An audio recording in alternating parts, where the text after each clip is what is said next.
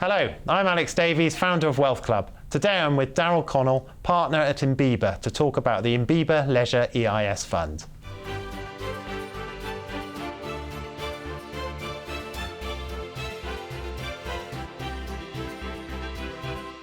So Darrel, tell me about the fund. What does it do for investors? Imbiba invests in the best UK leisure and hospitality businesses. That could be bars, restaurants, experiential leisure venues, events clubs, members clubs, or it could even be leisure technology businesses. Really opportunities in businesses where we have a competitive advantage and could add value to the companies. And why have you and Imbiba got the experience to do this? Oh, we've been doing it for 20 years. The founders of Imbiba set up and ran and exited from multiple leisure and hospitality businesses during different economic cycles. So we get very hands-on with the portfolio companies we invest in to mitigate and reduce the risk of our investments. So give me a flavour. What do you invest in? So we invest in across the leisure and hospitality sector. So that could be bars, restaurants, events businesses, members clubs, experiential leisure venues, leisure technology businesses. I mean, the core for Imbiba is we only invest in businesses where we feel that we can add value to those businesses.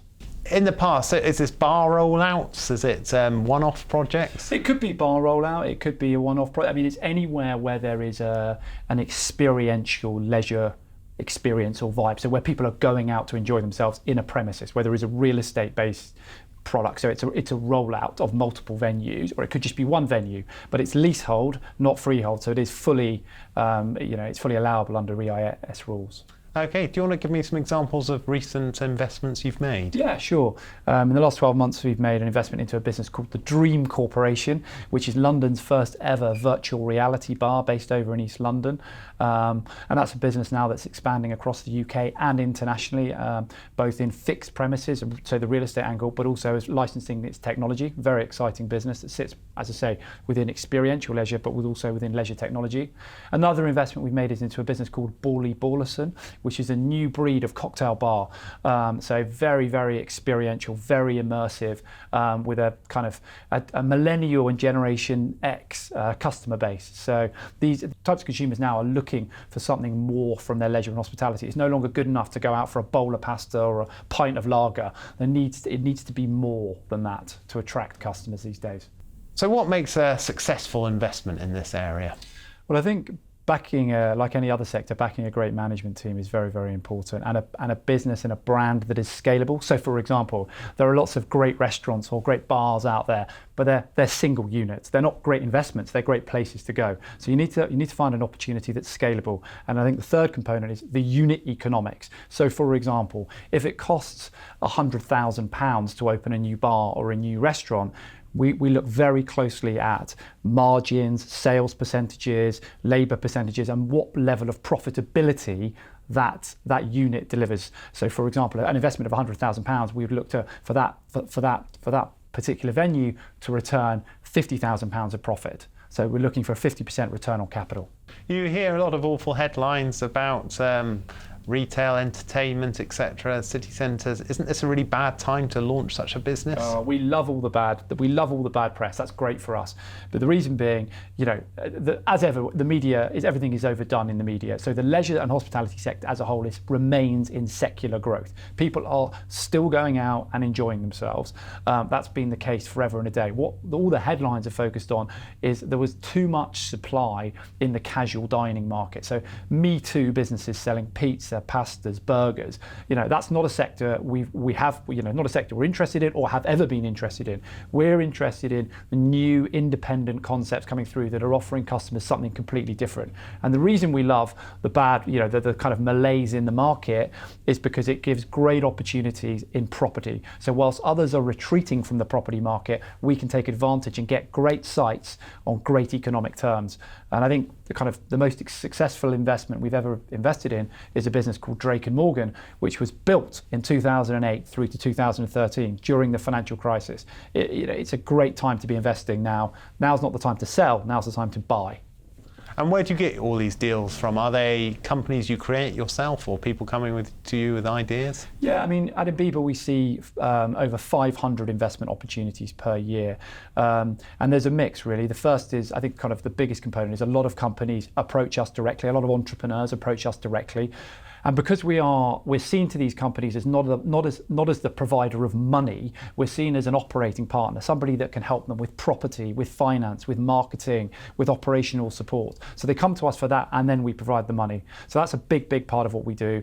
The second component is we ourselves contact the best businesses in the sector. We reach out to them. We don't just sit around waiting for them to contact us. So we have a big focus on direct origination ourselves. And finally, the third component is on the intermediary network. We've been around for 20 odd years at Imbiba. We have very long, well-established relationships with key contacts in the leisure and hospitality sector, and we're often the first phone call they make for their clients. So you're very involved. We are very involved, sometimes too much. Have you had exits? You talked about a successful exit. Yeah, I mean, we've sold more leisure and hospitality businesses, we believe, than anybody else in the UK leisure and hospitality market. Okay. So we've sold 10 investments. We've returned £38 million to EIS shareholders. And we've had an offer for we have two offers for one of our existing portfolio companies only a month ago. We turned that down because we don't think now's a great time to be selling. As I said, now's a great time to be buying. So we build great businesses, and exit is absolutely front of mind when we set these companies up. We're not looking for a tech unicorn, needle in the haystack. We're looking to build businesses which are profitable very early on, self-sustaining early on. They're not reliant on lots and lots of funding, one check after the next. They're profitable from the outset, and they're good businesses. Now we hope some of them will be great businesses that will deliver 4, 5, 6x. But if they're not great businesses, they should be good businesses doing 2, 3x. And that's our target. And what is the exit strategy usually? Who do you sell to? Yeah, we're very fortunate that the exit market in the leisure and hospitality industry has been very buoyant over recent years. So there is a very big trade community. So for example, if we're invested in a pub company, there are many listed pub companies, the Fullers, the Marstons, the Green Kings, the Youngs, these businesses you will have heard of. They're very acquisitive, those businesses. And secondly, if it's not trade, it's private equity. So the mid-market of private equity really like what we do in terms of taking the businesses off our hands when they get to a level of, let's say it might be, we take it up to 10, 15 sites, and then they take it on from 15 sites onwards. So we're routinely and regularly contacted by the mid-market private equity looking to do complete buyouts of the businesses we've invested in. So if I invest in your fund today, how many companies would I normally invest in? How long would you expect me to have my money invested? In this fund, we expect to have between 5 and 7 investments in this fund. And whenever we go into any investment, we look, our horizon of holding it is 3 to 5 years. We're very focused on that. So at a fund level, we wouldn't expect it to go more than 5, 6 years. That would be our expectation. Okay, you said it's a good time to invest. Obviously things go wrong. What sort of things do go wrong, and have you had failures in the past? Yeah, we've had 2 failures, and that's when I said that we have returned 38 million to shareholders, and sorry, I should have said that we have a 35% IRR. Those 2 failures are included in those numbers. I think the key things, how we mitigate risk is by getting closer to the companies. We are a hands-on investor, so we stop entrepreneurial mistakes being made by the founders. We're there to help them, but we're not perfect. We get things wrong, and I think when the key thing in our sector of getting things wrong is if you've got the wrong concept, you back the wrong team, or you take on the wrong site. Those are the sort of three things you've got to try and avoid doing. But we are very close to our entrepreneurs, and so we provide. People only go with Imbiba. Often our money is more expensive than other people. We want greater bang for our buck on valuation. We're very keen on valuations. People only go with Imbiba, or often go with Imbiba, when they want that operational expertise. If people just want sort of, I don't want to call it dumb money, but money to be left alone, we're not the right partner for them. We want to get involved and help these companies. So I'm going to put some money into an EIS this year. Why should I invest with you? I think I'd say that there are 2 reasons. I think consistency. We've been doing it for 20 plus years. We've delivered 38 million to investors. We've got a 35% IRR. That's the good stuff and the bad. So we're entirely consistent. And exits. We are absolutely focused on exits from the very outset. And that means not just trying to find one belt cracking company that's going to return the whole fund 3 times over. It's actually investing in 5, 6, 7 businesses that are all exitable. We're not looking for the needle in the haystack. Darrel Connell, Imbiba Leisure EIS Fund, thank you very much. Thank you.